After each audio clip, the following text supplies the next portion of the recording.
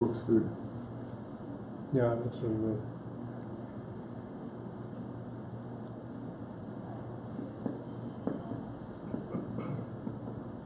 Welcome to another episode of Moving Forward with the Difference Makers. And my name is Pat. It's always an honor and privilege for you to be tuning in to this great controversial show. And we're going to have Antoine Beeks. Hey, Antoine. Hey, how's it going? How you doing? Good. And his organization is Face to Face. Now, what's happening in your world, Antoine? Well, I first of all, it's always a pleasure, of feeling like I'm right back at home. Right back at home. I guess I don't know if it's more my world or the world. Okay. It's so much that's kind of going on, in our society, in our country. Everything from the Donald Trump, recently meeting with Japan. Is it Japan's? No, Russia. Yeah. It was Russia. Putin, yeah. Mr. Putin, and that meeting all the way down to what's happening in our, local backyards, if you will, across the country. Mm-hmm. I don't even know honestly where to begin today, just because there is so much. One of the things I did want to kind of expand on is that due to all of the situations that are happening throughout the country, and there's a ton of stuff, everything from education to housing to jobs to financial literacy, to black on black crime to police against, African American community, if you will, however it is that you wish to label it. There's a lot of different factors that's kind of coming into play, and it seems like not enough is being addressed, or there's not enough resources, or there's not enough funding, or a combination of things, people not wanting to work together. There's even a lot of nonprofit organizations out there that are profiting off of individuals and not really putting the time and the resources, etc., back into the community. We can kind of go on and on and on and on. Yes. With the different issues and concerns that we're facing throughout the country, that are definitely plaguing, most, if not all, inner city urban areas, within the country, and that's pretty alarming. Because depending on who you talk to and what you're talking to them about, most is going to tell you that this is by design. Yes. I hate to sound like a theorist, if you will, Yeah. because it seemed like it would take a ton of individuals to be a part of this facade, to be trying to fool everybody, or whatever the case may be. But the system, can be very challenging. Yes. If you will. It can be extremely challenging in various ways, whether it's the criminal, legal system, or, the housing system, et cetera, et cetera. So I say all that to say this here, is we as people, and I'm not talking about just African American people, or Somali people, or Caucasian people, or whatever. If you're here, in America, and like the vast majority of us, we are in this survival mode. Yes. Because we're living from paycheck to paycheck. We're working, 2 jobs, trying to raise a family, just doing things that, we do, on a normal daily basis. And again, the vast majority of us, do that. There's only a very small percentage that doesn't really have to be concerned about, a lot of these things that, we're concerned about, on a daily basis. And I know that this varies from state to state and even from city to city, Yes. in regards to resources that you're able to tap into. But if you do have the privilege and honor to live in a city that provides various opportunities, whether it's going to be summer program for the kids, whether it's going to be some form of assistance for you and the family that does not put you in a position to where they are dictating, kind of how your household is, saying that you can only make this amount of money and, all of this other type of stuff. I just want to empower, and encourage those to get out and take advantage, and I use that very strongly, take advantage, of these programs that may be able to assist you. Now, I get it, all programs are not for you, all programs won't be available to you, because you may make too much money or work too many hours or whatever the case may be, and sometimes that's kind of how the system is. Their standards and stuff are so low that if you're just that much above, then they're telling you no, and so which it just makes it just that much more difficult. But for those who are able to take advantage of these programs to enhance, your family's quality of life, please do so.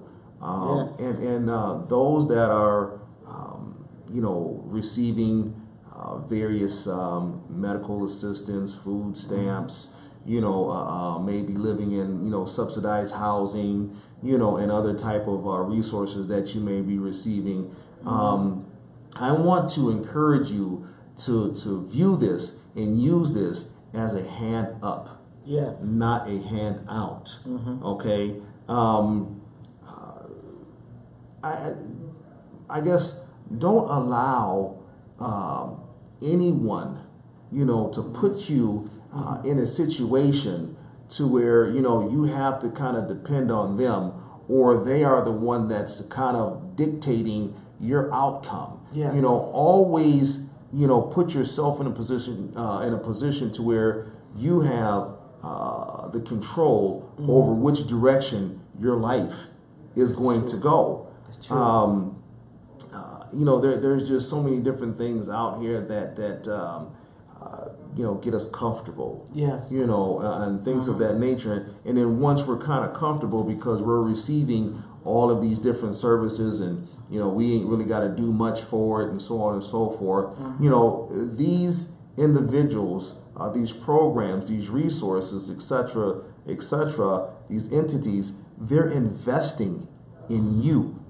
And they receive money, to be able to provide these services to you. That's right. Okay?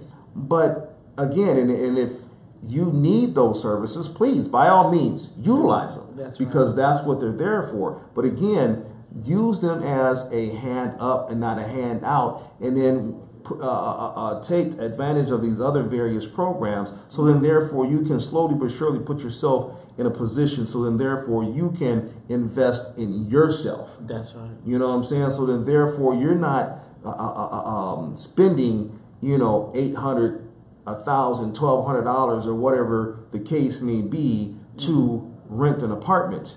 That's only, 600, maybe 800 square feet. To where you can then work on your credit. Get a good credit score.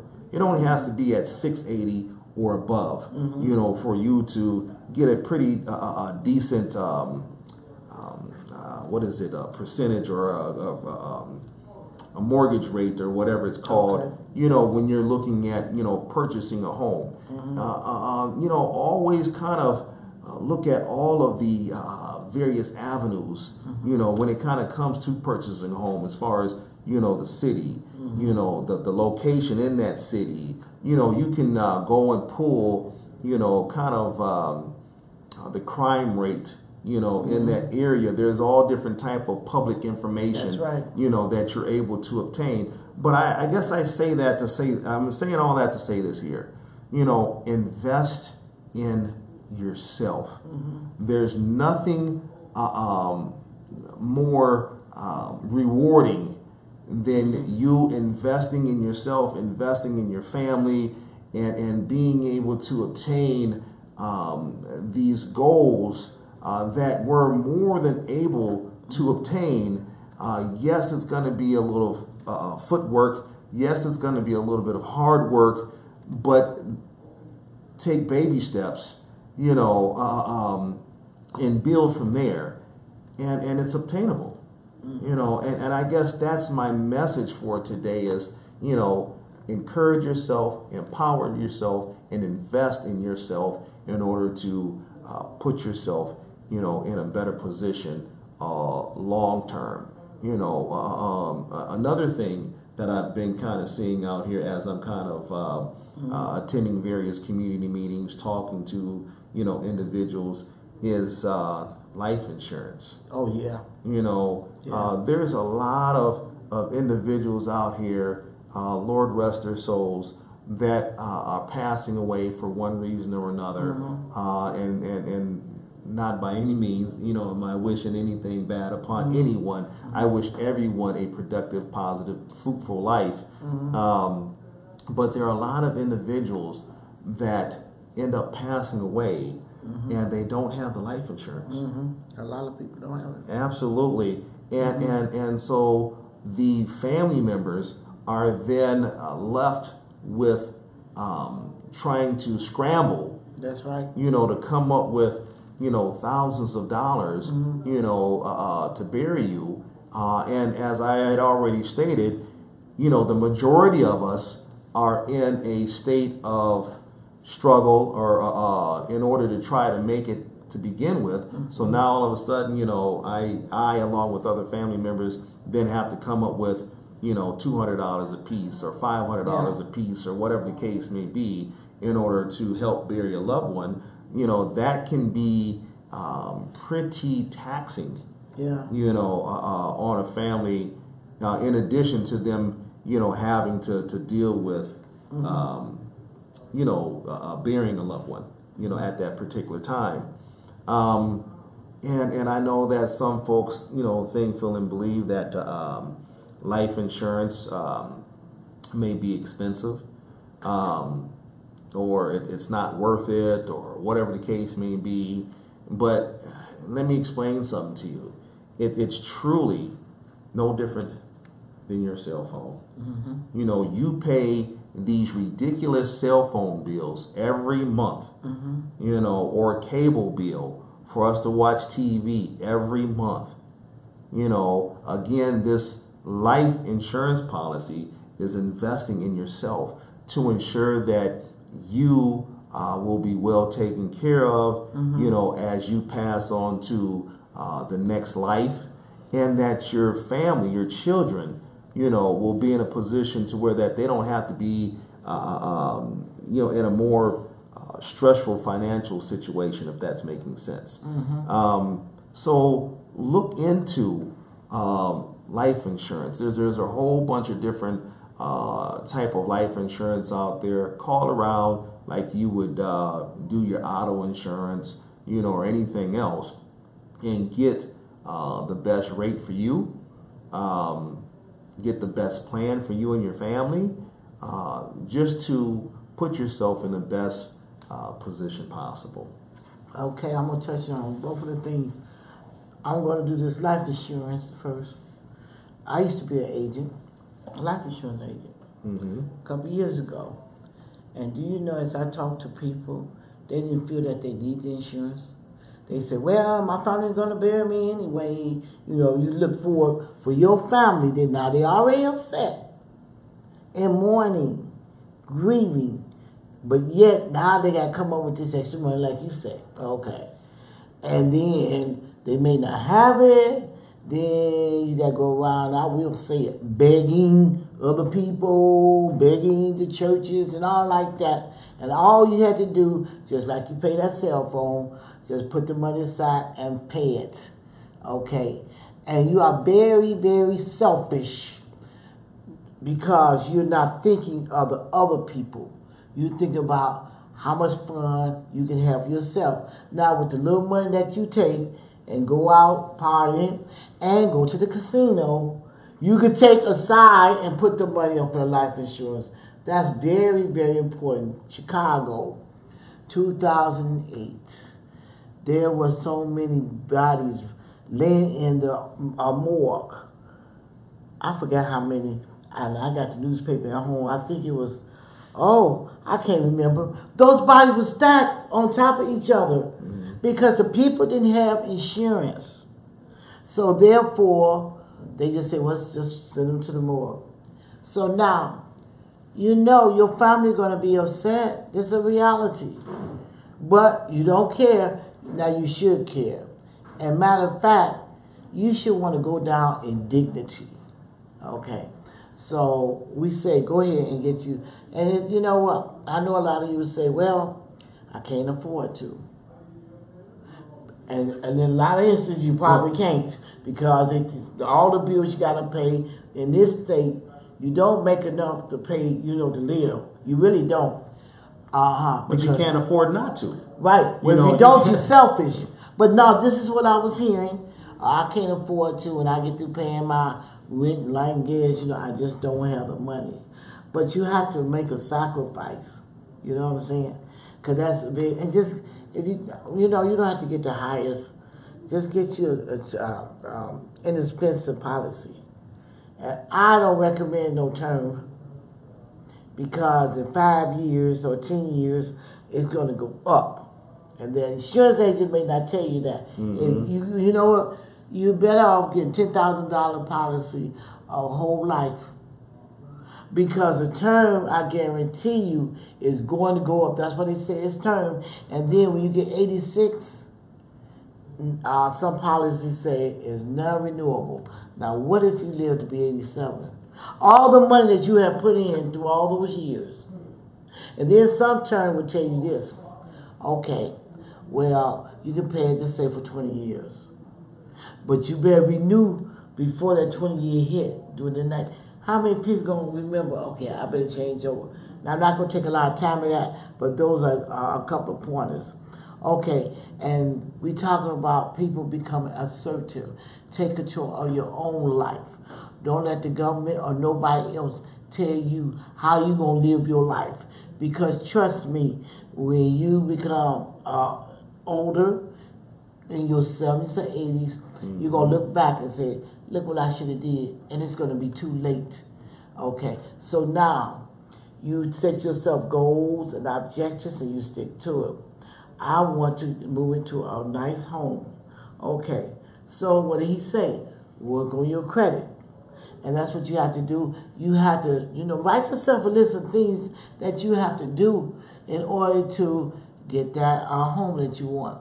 Or you can stay on Section 8 as long as they give you the little housing, and you can be so comfortable looking at TV and drinking your little wine and smoking your little blunts, whatever you may do, and not being productive and getting out there to live in society and, do what you need to do, as far as your career and a job. So get off that couch and forget about it. I never heard of no lifetime Section 8.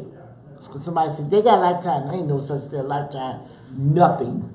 Okay? So, forget about that. You shouldn't want to live in the same rut that you lived in. Those programs, the welfare, Section 8, and all that, they was meant just to help you because you had a low, thing in your life. They don't mean for you to stay there forever. For your kids, your grandkids, and great-grandkids, you're in the same stance, Okay, so that's all I'm going to say about that. Now, he got some more to say. Go ahead. Well, one of the last things that's really kind of on my mind is that, and honestly, this is including myself, is that we need to become more involved with our churches. we need to, find, you don't even necessarily have to find a home church, but it is nice to find a home church.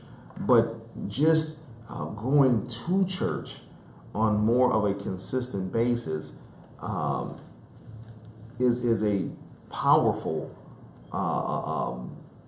aspect to have, in your life. I see a lot of individuals on Facebook that's, talking about how good God is, and all of these other different powerful biblical, sayings, with, God in there somewhere, the Lord in there somewhere, but it would be interesting to see, how many individuals, are actually, attending church, on some type of regular basis. And so I just want to also encourage those to attend church more, on a regular basis. And I know that, church is, is not 100%. I mean, I'm right there with you. I have, questions as well. But in order for you to, get those questions answered, you have to, attend church, maybe attend Bible study, talk to someone that is more knowledgeable about the Bible than you are, et cetera, in order for you to be able to obtain the information that you're seeking. Yes. And I'm not saying that, you're going to agree with everything. Heck, you may even decide, well, you know what, church is just not for me. But at least, you have taken the opportunity and the time to seek, and determine whether this is for you. And if it is, what, church is best for you, and if it's not, then how are you still going to be able to obtain all of this knowledge and skills and the proper mindset, and all of these other tools that you need to put into your tool case, and be able to be a part of society on a positive, productive, proactive manner. And so again, I just want to hope that this is resonating, to individuals and inspiring individuals to invest in yourself. And all of the things that we have talked about within this very short period of time, this is all about investing in yourself. We all have some form of negative habit, if you will, or just not a non-productive habit, if you will, whatever word you choose to stick in there. And we're comfortable with that because it's so easy to do. It's fun. It's enjoyable. But we know that within life, it's not always fun. It's not always enjoyable. And sometimes you have to be, uncomfortable. Sometimes you have to come outside of your comfort zone in order to ensure that you are as knowledgeable and as educated and as empowered and as inspired, as you can. So then therefore you can take all of this information and resources and whatever else and stick all those in there with that toolbox. So as you are maneuvering through life in general, we have everything that we have in order to be and to stay positive, productive, and proactive. And we do that primarily through investing in yourself. And I know that can be very broad, because everyone has, different levels, different steps, different things that they're attempting to achieve, different challenges, different barriers, etc. But you have to start somewhere. So wherever that is for you, start.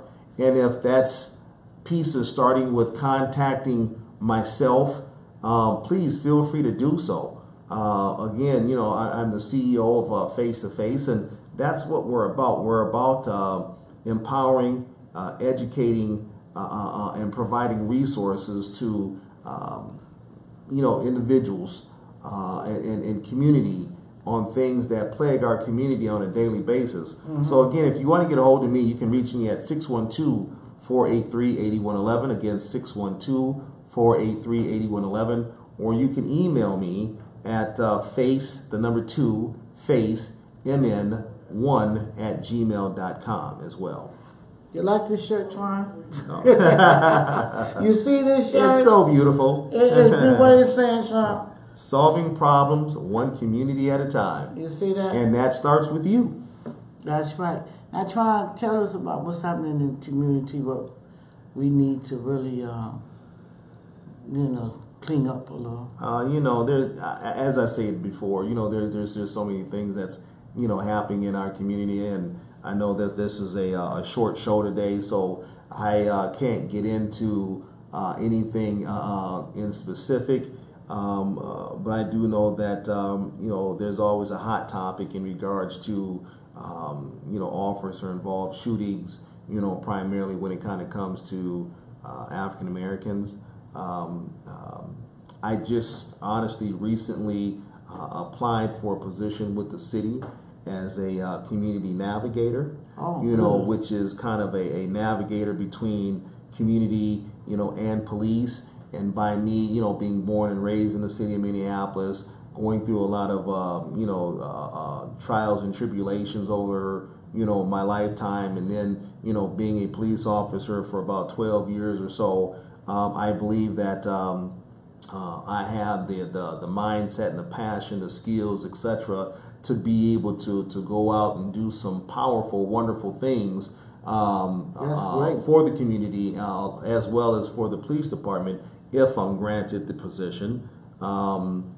I guess I won't know for a couple more weeks or so, but with God's will, I'll be in that position. To get that position. And I greatly appreciate that. I'll get that position, and then I'll be able to go out and do some wonderful things. And now, and in that position, I will be able to touch on a lot of different aspects of some of the things that we talked about, and some others, to bring awareness. But one of the things that I do know is that, with all of the things that's kind of going on, whether that's, crime, housing, jobs, education, whatever,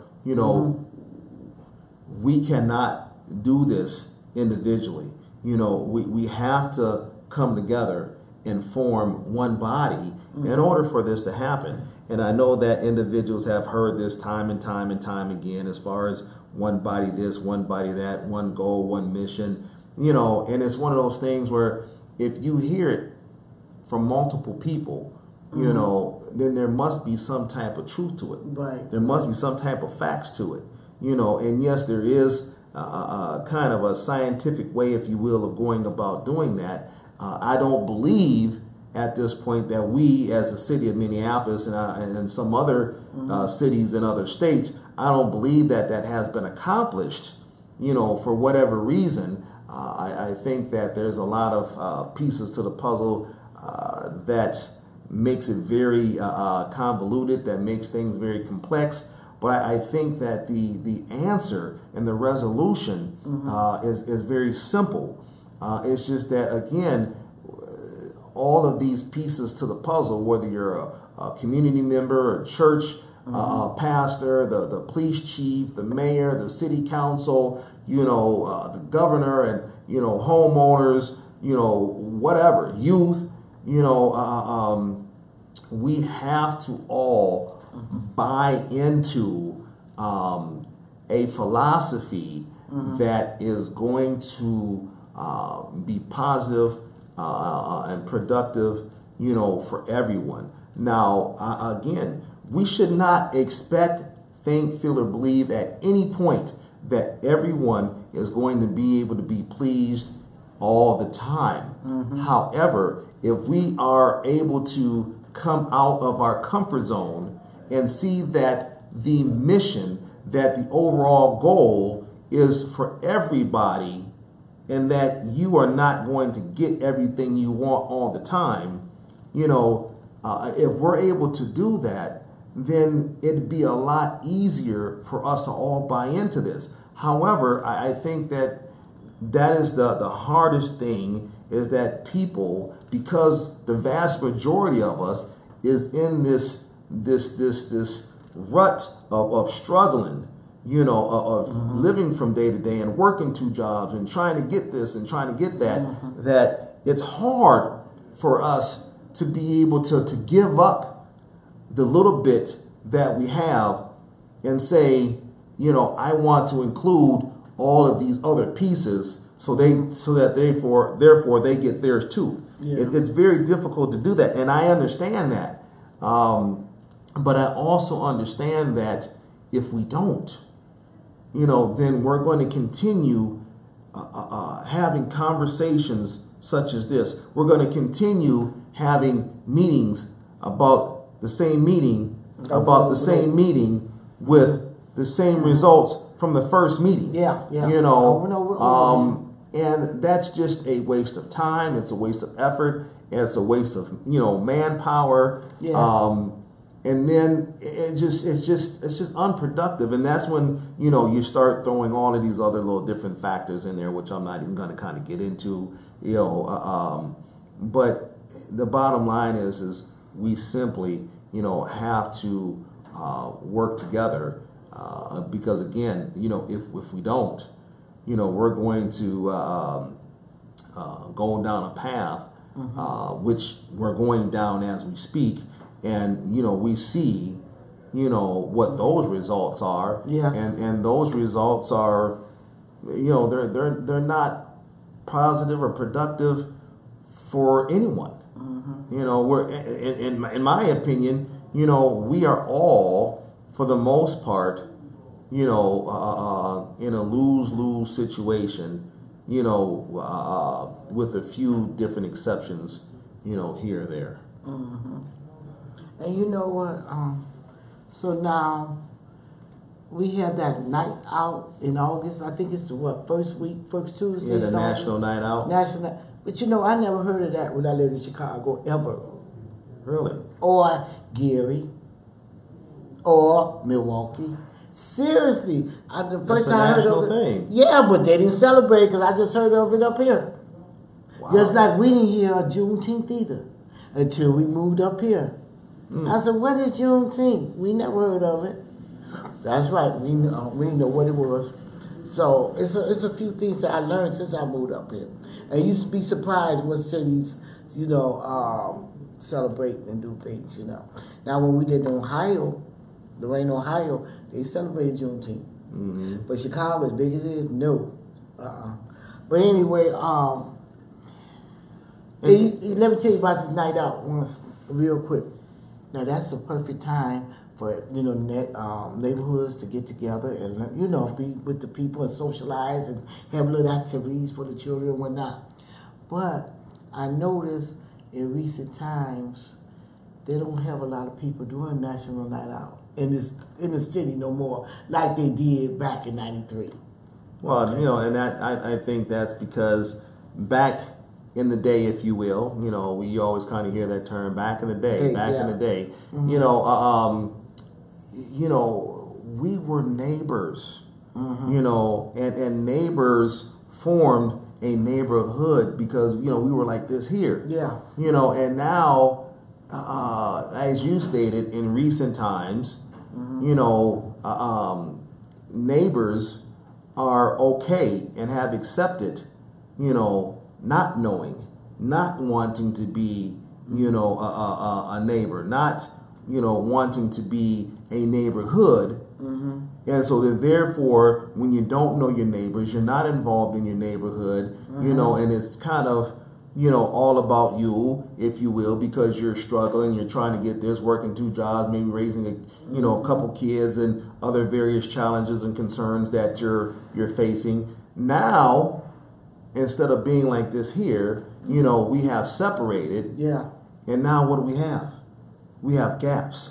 We have a hole that is not being filled. And then slowly but surely, if you're not careful, those gaps and those holes are being filled with things that are coming in, being, such as crime and drugs. That's right. And gangs and all of these other different things that are that's negatively impacting your neighborhood, negatively impacting your community. So now all of a sudden you have to be concerned about your children. You have to be concerned about your dwelling and what lies within your dwelling. You have to be concerned about a lot of different things that you normally wouldn't have to have maybe been so much concerned about if you would have invested in yourself by investing to get to know your neighbors, being more involved in your neighborhood, being more involved in your community. So then therefore you would be a lot more aware and updated on various things. So, if you need to hold a community meeting or block meeting or form a block club or, be a lot more able and willing to call, 911, when needed, and instead of thinking, feeling, and believing that this doesn't necessarily, pertain to me, so I ain't getting involved. Oh, yeah. It's just that when you, do not invest in yourself, then you're leaving gaps and you're leaving holes for other, nasty, negative, other That's things right. to kind of come in. And it could be something as simple as, your next door neighbor, not having the lawnmower or the time or whatever to cut their grass. It could be something as simple as that. Yes. But then, you go and knock on your neighbor's door and say, hey, Pat, I noticed that, your grass is getting a little long. Yeah. Can I have, little Antoine come over and cut it for you? Yeah. Or something like that there. And then you might tell me, oh, I've been meaning to get out there, but I've been sick. Yeah, can I pay, little Antoine $10 to cut my grass or something like that there once every 2 weeks? Now, not only have I got to know you, I have built a rapport. I'm investing in myself. I'm investing in you. I'm investing in our neighborhood. I'm investing in the community. I've even got little Antoine a little job, so then therefore maybe he might stay out of my pocket. So it's sometimes it's just the little things. That's right. That where it starts, and then it just kind of builds from there. To a big ball, and let me tell you something. When you give community young ones a job, like shoveling the snow, cutting the grass, they're going to come back. They're going to take pride in what they're doing. And not only that, that's right. They glad that they got the money, see? And so it's a win-win situation. Absolutely. That's right. So you got to think about that. Listen, I always say that people are put down here to help other people. People need people to perform a viable duty. Like, okay, I'm going to give you a quick example. Say I want to put on a play. Well, I need people. You can do it by yourself, but still, you need people to help for your play to be a success. So any kind of duty that you want, even on the workforce, you need people. It gets me when people say, I don't need nobody. When you hear women say all the time, I don't need no man. You hear that all the time. And, well, God put us here to be together, Now you can just stay by yourself and be miserable, and when you get sick, ain't nobody gonna come over. At least if you had a husband, he's there to help you out. If you had a wife, she's there to help you out. Now, depend on your family, which may not come over, and sometimes your kids may not come over, and that's reality. Or you could just have yourself a beautiful relationship. You know what I'm saying? And y'all can move forward. You know, and see, you hear that all the time. I don't need no man. I never said that ever. I don't care what type of bad relationship I had in the past. That's one thing I'm not going to say ever, ever, ever. Well, you know, whether it's relationships, whether it's workplace, you know, whether it's sports, whatever it is, you know, we can never do this alone. No, you can't. You know, I would not be able to do this show, you know, without, you know, moving forward with the difference makers, which is you. And we wouldn't be talking about these subjects if you didn't come. Absolutely. You see? And then MTN allow us to do free speech. Absolutely. See? So, you know, it takes, what does it take? It takes a village to raise yes, it does. a community. It's not even raising a child now. It's just community. raising a community, because we are all part of this community, whether you're a child, whether you're a youth, whether you're a young adult, whether you're an adult, whether you're an elder, etc. You know, it takes a village to raise all of us.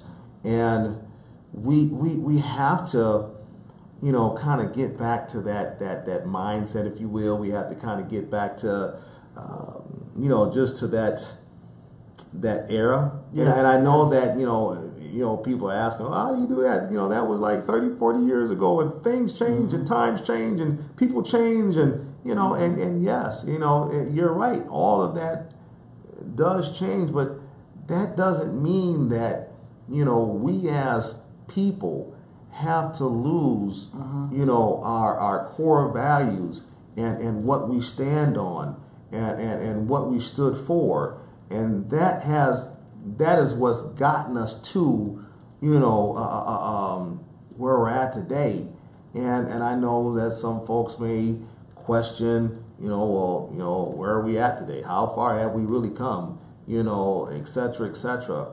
And I hear you. Trust me, I hear you. There is a lot of things that I question myself. However, we came a long way. Yeah, we've come a long way. We've come a great distance. You know, there has been, you know, definitely, you know, some changes, but yet, yes, unarguably, there is some things that definitely need to be better. You know, and you won't get no argument from me. You'll get more of a dialogue. You know, so then therefore we can try to figure out, you know, what's the best way of kind of going about it. But again, you know, within that dialogue, you know, we have to have resources, and within those resources, we have to invite other individuals in, you know, and as we're inviting those in, you know, we all, again, as I just stated, must come together in order for this village to be able to raise this community. So then therefore the community, you know, overall can be empowered, can be enriched, can be encouraged, you know, and then stay, you know, positive, proactive, and productive in whatever it is that we're doing, because we're all going to be doing, you know, various, you know, different roles and things of that nature. And again, I know it's very difficult. I know that it seems like a impossible task. It seems like a losing battle, you know. But I will say this here, and basically I will ask you, if you give up, what do you think that your life, you know, your society, your community, your neighborhood, you know, what do you think is going to be like if we just kind of stop fighting, if we just kind of stop having hope, what do you think it's going to be like? I mean, if you think that that we're struggling now, that we're in this mindset of survival, and you think that we're barely, making it right now, just imagine how things would be, if we just all decided to just throw our hands up in the air and just say, "Oh, the heck with it," All right, and just let the chips fall where they may, even though that you may have had some insight, some input on how and where these chips could land and should land, and how they should land, in order to help yourself and others. I mean, just think about that, and as you're thinking about that, think about how you can get more involved, in your neighborhood, in your community, in your city, to better, not only your situation, but everybody else's situation. That's right. I kind of feel, to a certain degree, Miss Pat, that I'm kind of rambling and I'm kind of saying the same thing over and over and over. But sometimes, you have to kind of repeat yourself multiple times in order for a person to start to understand, and buy into, what it is that you're trying to get across to them. And at the end of this segment, at the end of this show, I want as many people as possible. But if I only get one, if we only get one person that sees this show and goes out and starts to be more proactive, in their life and in their community and in their neighborhood and in their city, and then whatever that is, that can be just as simple as cutting your next door neighbor's grass, picking up trash around the neighborhood, or getting more involved in the church with your local law enforcement, whatever it is. We have accomplished something because we have encouraged and inspired at least one individual to go out and do something instead of sitting back just waiting, for things to be given to them. That may be going out and getting you a part-time job on top of your full-time job. Whatever it is, I encourage you to do that because you are and will be investing in yourself, in addition to investing in others. So then therefore, as we stated before, it's going to take this village, to build a community. To build a community, to raise a community. And young folks, man, I just want to say this to the young folks. Go ahead. Whew. You guys don't know how much power you have right now. You have so much power, but in a lot of cases it's not being utilized in the right or correct manner. So think about that.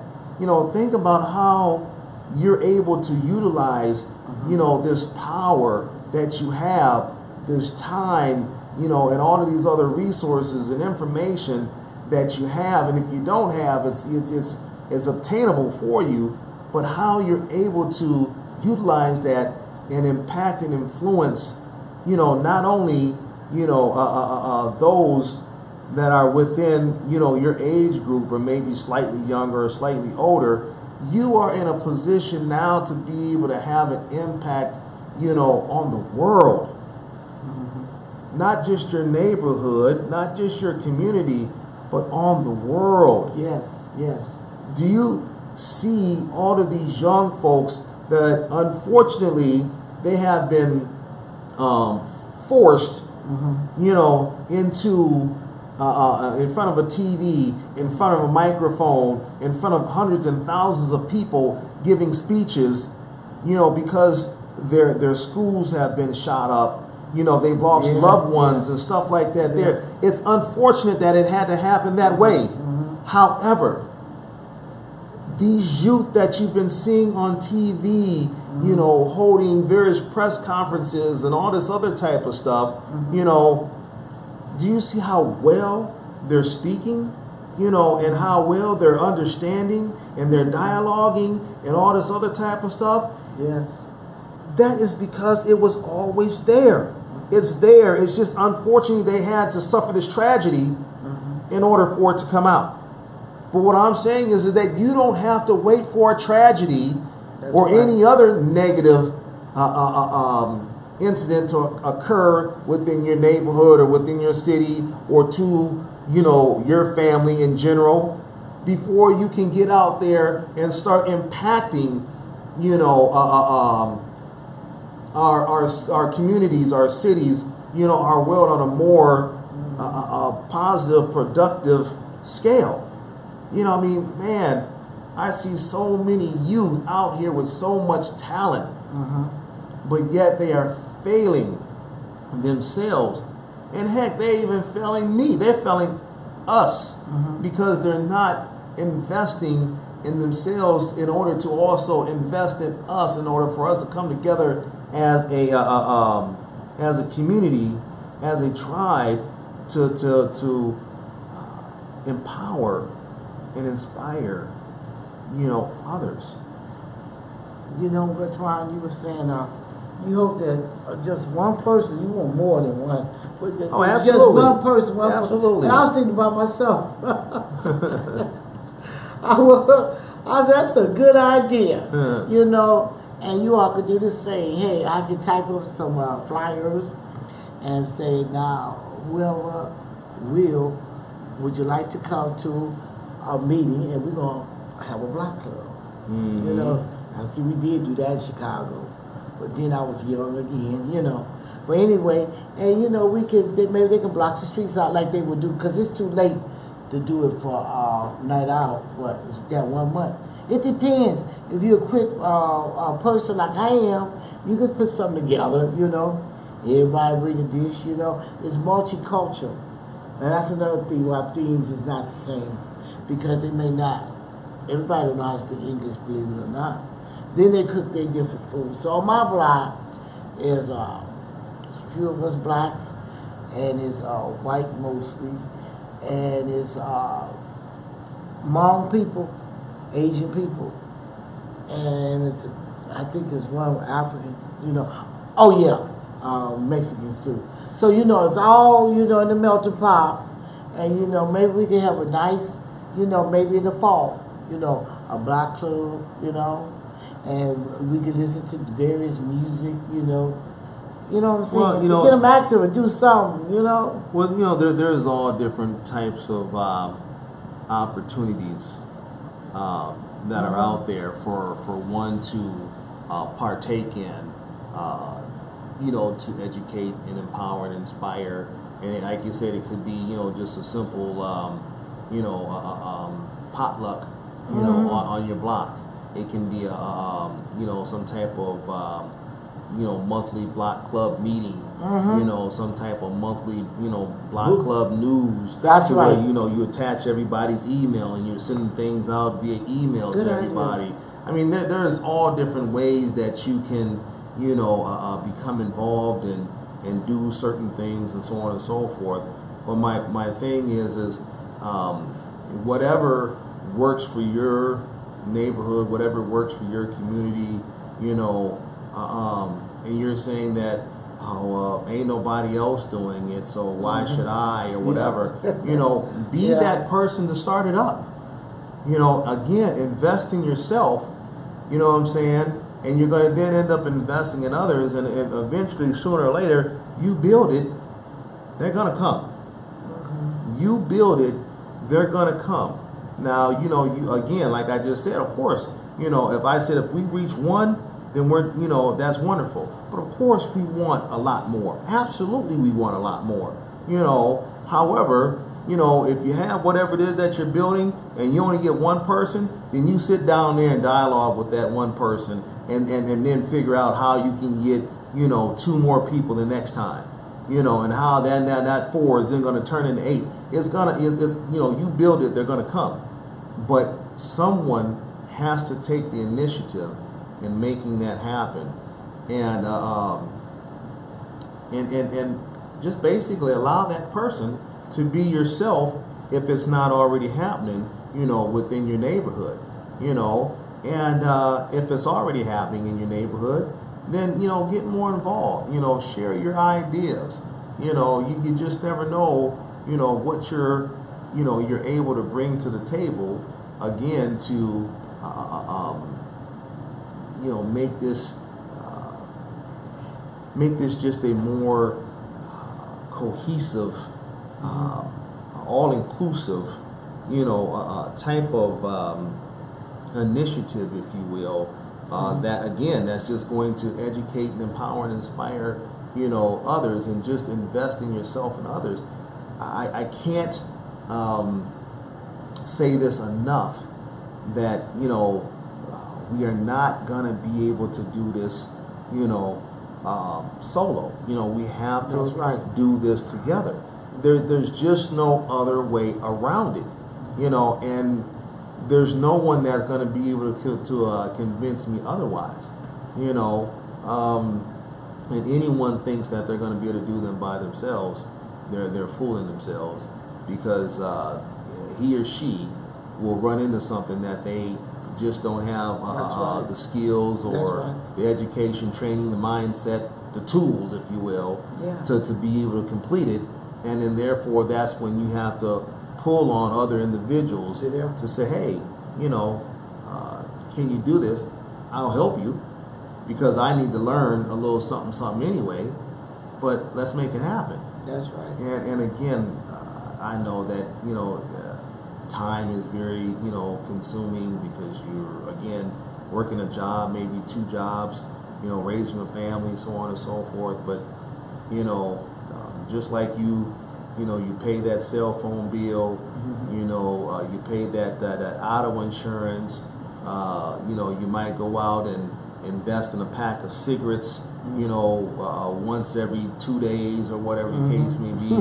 You're investing in something because that's what you like to do.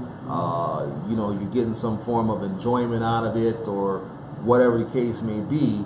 You know, well, invest in yourself and invest in your community by doing things that, you know, you typically, you know, may not have time for. But, you know, a good, you know, 2 hours a week, you know, of doing some type of activity for the community, or whatever it is, you know, you're going to find that you have more individuals that are going to support you than those that are not going to support you. And in the long run, you're going to have a lot more internal self-fortitude, gratification from whatever it is that's going to work for your neighborhood, that's going to work for your community.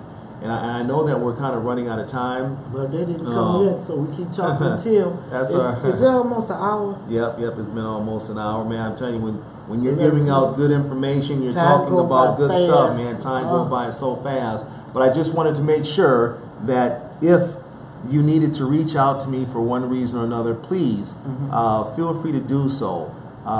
Face to Face, Antoine Beek Sr., CEO, phone number 612-702, I'm sorry, I was about to give you my personal number, 612-483-8111, again, 612-483-8111, or you can email me at facemn1@gmail.com, and we will be more than happy to, you know, speak with you about whatever, provide you with various resources or information, and we have a vast majority of you know, community partners that we partnership with to you know, just be able to empower, you know, the body of people, so then therefore they can live a, hopefully be able to live a more positive, healthier, you know, stronger, you know, life, and things that, you know, hopefully you will be able to utilize immediately, you know, in your daily life, you know. So again, you know, Miss Pat, it's like I said, it's always a pleasure, you know, to kind of come back home and be able to share just information, knowledge, or just even share my passion, you know, if you will, in regards to empowering others. You know, I guess I have my mother, you know, to thank for that, because she was always involved in the community, you know, helping others. I guess again, back in the day, there's that old word, that old term again. Back in the day, you know, we were, you know, just a lot more community, I guess, orientated, if you will, to where everyone kind of knew everyone on the block. You know, it wasn't a strange thing for your friend's mom to check you if you're doing something wrong. That's right. It wasn't a strange thing for you to end up running to the store for your neighbor, you know, and without looking for anything in return, even though that most of the time they gave you 50 cents to get your pop or some chips or whatever. But, you know, you just did it because you were a neighbor. You know, you were in a neighborhood and you were a community, and folks just respected, you know, their elders. And so whatever it is that they typically ask you to do, just shy of running in the street playing in traffic, you know, you did it. That's right. You know, and I don't know. It's called respect. Right, and I don't know if times were any really less troubling or challenging back then, because I'm sure that adults, you know, I was a kid, so I really didn't see or hear or know about a lot of different things, but I'm sure that even back then, adults, you know, had their own, you know, challenges and things of that nature that they were facing, you know, but I do know that what seemed to make things better, and this is just me, and you have me by a couple years anyway, you know, but I'm sure that you know. I have you by a lot of years. I wasn't going to throw it out there like that. But they already know I'm 65. I tell them, I say, praise the Lord, hallelujah, thank you, Jesus. July 6th, 65. So that means that you had me by 16 years. So I am certain that then you are even more aware that what truly, and I can't stress this enough, people, what truly seemed to have made things better back then is because it just seemed like we were more of a village. We were more together. We knew our neighbors. You know, folks spent the night. You know, I mean, it's really kind of a undescribable feeling unless you have lived it. It's one thing to hear about it, but it's another thing to have lived it. But you know, in the 50s and 60s, we definitely lived it. Yeah, and even though that I came in, you know, the late 60s, you know, I still lived, you know, in a time to where, you know, I was very much aware of the various struggles with, you know, Dr. Martin Luther King and Malcolm X and some of the other issues and trials and tribulations that you know, we faced. And even though that, you know, we weren't, you know, directly down south where a lot of this stuff was occurring, that stuff still trickled throughout the country. And then we, you know, we definitely felt the effects of it in other parts of the country, and even here in Minnesota, you know, in Minneapolis. And but again, you know, it just felt so much better, or there was a stronger comfort, or I don't even know if I'm even using the right term or the right word, but it just seemed like it was so much better because it seemed like we had each other's back. We had each other's back. That's it. We had each other's back, and that's what I'm trying to get you guys to understand is, you know, we are struggling with that right now. We are struggling with that to the nth degree, you know, and I think, feel, and believe until we kind of get that back, then we are going to continue down the same path that we are on, and have the same results that we are having, which is not going to be productive for anyone, you know. I guess now I'm hoping I'm making sense because, like I said before, I feel like I'm kind of rambling and kind of saying the same thing over and over. Say it. So it get instilled in their brain. Now, with you, you know what? See, the reason why Antoine Beak Sr. is the perfect person to have that job is because he was a dedicated police officer. So now he was on that side, and he's a strong community activist now. So look here, he have a great experience on both sides. So he will be a great navigator. You know, and I just hope and pray he gets this job. You know what? Now you had various good jobs in the past, dean of schools and other things. But let me tell you, this might be your perfect fit. You know, like a glove, hand in a glove. It fit the navigator job. And then, you know, what I want to say from way back then, even the school system, okay, even the school system, even the church, the community was just close together, and that was it. Everybody loved each other, respected each other, and worked hard together. Okay, now, tell them your number one more time. If you want to reach out to me, again, Antoine Beak Sr., CEO of Face to Face, which is solving problems one community at a time. My phone number is 612-483-8111. Again, 612-483-8111. Or you can email me at face2facemn1@gmail.com. Okay, Pat Love, 763-703-0546. 763-703-0546. Thank you for calling me. Questions, comments, and concerns. God bless you. Love you. And power to the people. Thank you.